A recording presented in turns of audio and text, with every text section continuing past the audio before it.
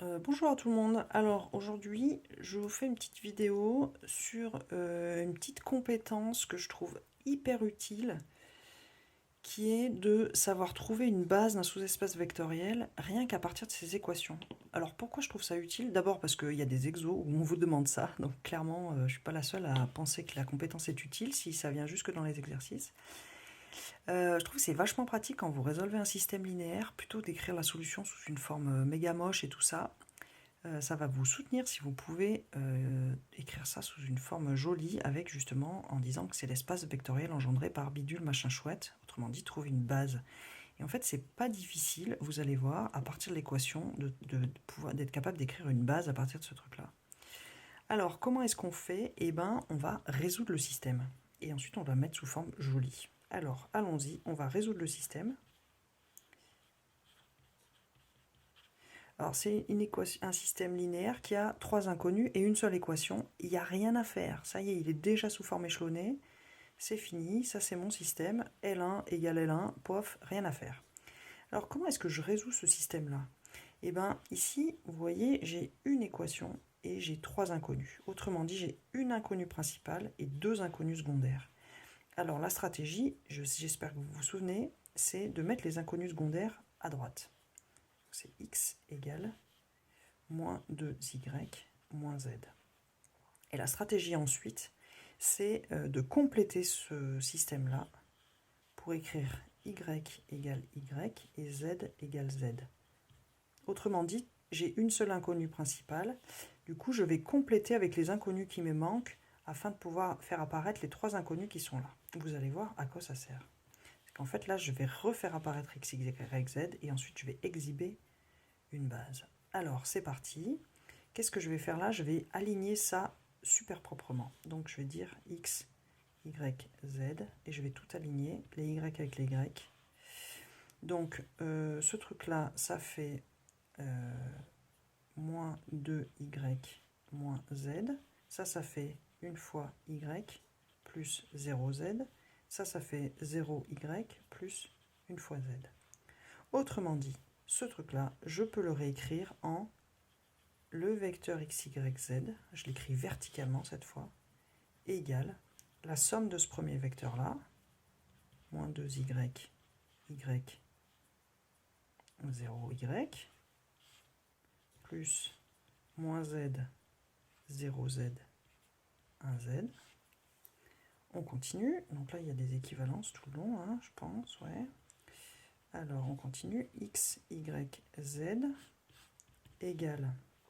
Ici, on voit que y multiplie toutes les coordonnées, donc je peux dire que c'est y comme c'est y c'est un réel, hein, là-dedans, vous êtes d'accord? Y c'est un réel, je peux le sortir, dire que c'est y fois le vecteur moins 2, 1, 0, parce que ça c'est 1. Et pareil pour z, je dis que c'est z fois le vecteur moins 1, 0, 1. Bon alors là, j'espère que vous n'êtes pas trop perdu parce que j'ai mis des vecteurs sous forme verticale. J'aurais pu l'écrire, je trouve que c'est super visuel sous cette forme-là, c'est pour ça que je l'écris comme ça. Mais j'aurais tout à fait pu l'écrire en disant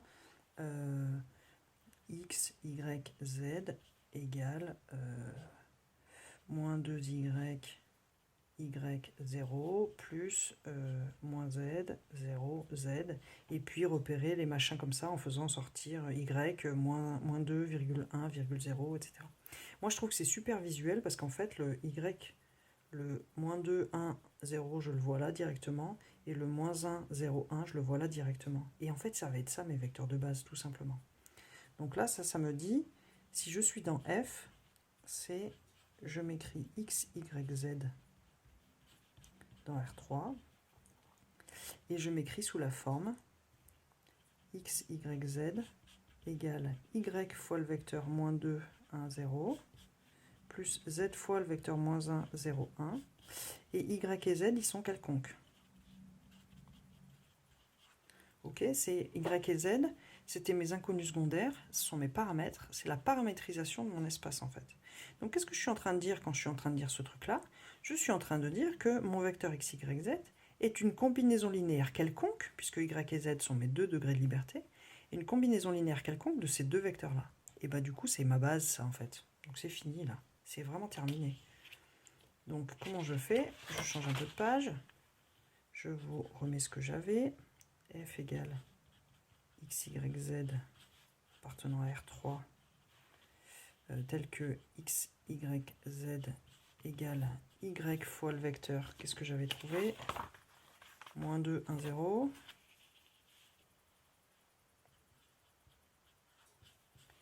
Plus z fois, pof, désolé, je ne suis pas super organisé, moins 1, 0, 1,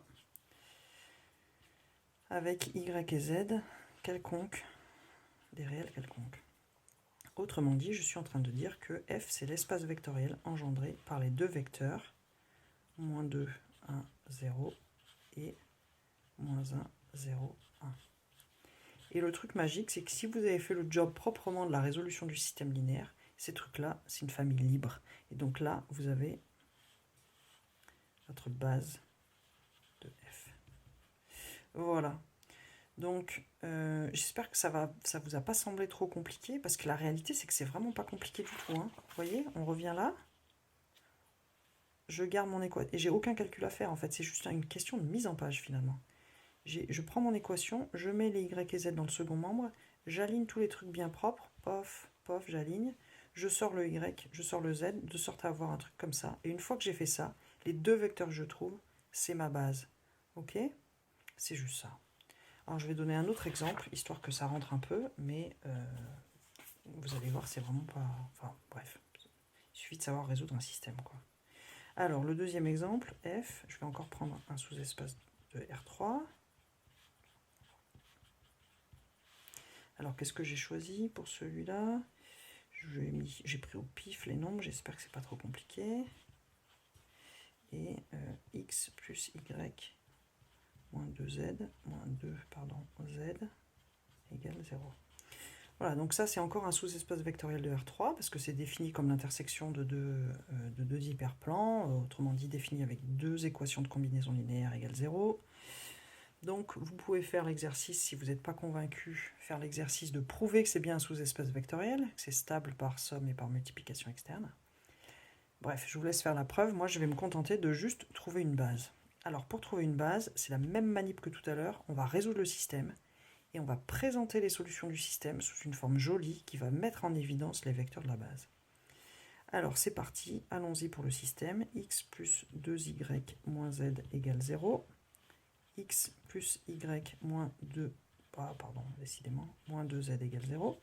Alors cette fois, il y a un petit peu plus de boulot parce que j'ai deux équations, trois inconnues, et puis le système n'est pas tout à fait échelonné encore. Donc je vais échelonner ce machin-là. Je vais garder ma première ligne.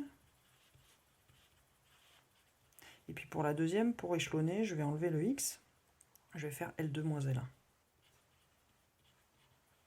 Alors, x moins x, ça fait 0. Y moins 2y, ça fait moins y.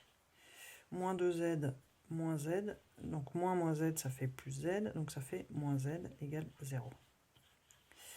Ok. Là, je vais mettre un 1 ici. Donc, je multiplie par le pivot. Je divise par le pivot qui est moins 1.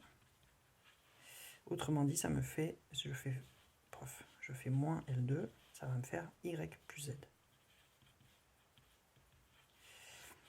Donc ça y est, je suis échelonné, paf, paf. Pour résoudre le système, ça c'est mes inconnues principales. Je vais mettre l'inconnu secondaire, qui sera mon degré de liberté, dans le second membre. Allons-y. X plus 2y égale z. Y égale moins z. Et je continue à résoudre mon système. Donc ça c'est L1, ça c'est L2. Je vais mettre un 0 ici en faisant L1 moins 2 fois L2, tout simplement. Donc, paf. Y égale moins z, c'est L2. Et là, je vais faire L1 moins 2L2. Donc, L1, ça fait le x, c'est toujours là. Ça, moins 2 fois ça, ça fait 0. Ça, moins 2 fois ça, ça fait plus 3. 3z. Ok, donc ça, c'est là que je vais faire la petite manip qui va me permettre de faire apparaître les vecteurs. C'est que je vais rajouter z égale z. Toujours la même chose. X, y, z. Et je vais écrire ça tout bien aligné, tout joli. 3z moins z. Et puis je vais juste rajouter z égale 1 fois z, quoi. Ok? Avec z quelconque. Z appartient à R quelconque. Hein? J'ai le choix pour z. Z, c'est mon inconnu secondaire, c'est mon paramètre. j'ai le choix. Autrement dit, je suis dans F si je vérifie ces deux équations et je suis arrivé jusque-là avec Z quelconque. Donc ça, je vais l'écrire, x, y, z peut s'écrire 3z moins 1 fois z, 1 fois z. Autrement dit, ça s'écrit z fois 3 moins 1, 1, avec z dans R quelconque.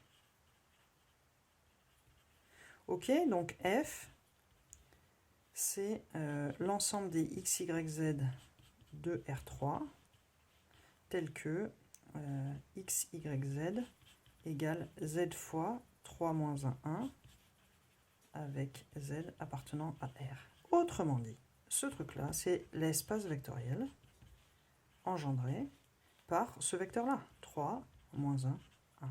Et c'est fini. Voilà, ça c'est la base de F. Ok?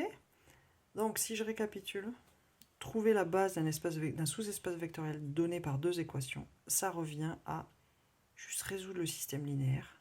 Vous voyez, c'est vachement plus simple parce que comme c'est un sous-espace vectoriel, le second membre c'est toujours 0. Donc déjà on n'a aucun emmerdement de constante à gérer, tout ça, c'est beaucoup plus facile.